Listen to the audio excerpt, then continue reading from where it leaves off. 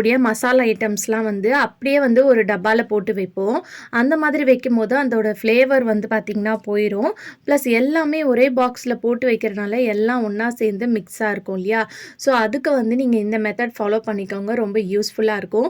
இத வந்து நீங்க ஃப்ரிட்ஜ்லயும் வச்சு ஸ்டோர் பண்ணிக்கலாம். இல்ல வெளிய வந்து ஓப்பனா கூட நீங்க வச்சுக்கலாம். இந்த மாதிரி ஒரு பவுல்ல போட்டு. அப்படி இல்லன்னா ஒரு கண்டெய்னர்ல போட்டு கூட நீங்க பாக்ஸ்ல போட்டு ஸ்டோர் பண்ணி வச்சுக்கலாம். நம்ம துணி காய வைக்கிறதுக்கு யூஸ் பண்ற கிளிப்பும் இருக்கும் இல்லையா? அந்த கிளிப்ப வந்து இந்த மாதிரி தனித்தனியா ஒவ்வொரு பாக்கெட்டுக்கும் நீங்க கிளிப் போட்டுக்கலாம். அப்படி இல்லன்னா ஒரு 2 பாக்கெட், 3 பாக்கெட் கூட சேர்த்து வந்து நீங்க கிளிப் போட்டுக்கலாம். இந்த மாதிரி கிளிப் போட்டு ஒரு பவுல்ல வச்சுட்டு நீங்க ஃப்ரிட்ஜ்லயும் வச்சு யூஸ் பண்ணிக்கலாம். இல்லன்னா வெளிய கூட நீங்க வச்சுக்கலாம். அப்படி இல்லன்னா இந்த மாதிரி நல்ல ஒரு ஏர் டைட் கண்டெய்னர் இருந்துச்சுன்னா எடுத்துக்கோங்க.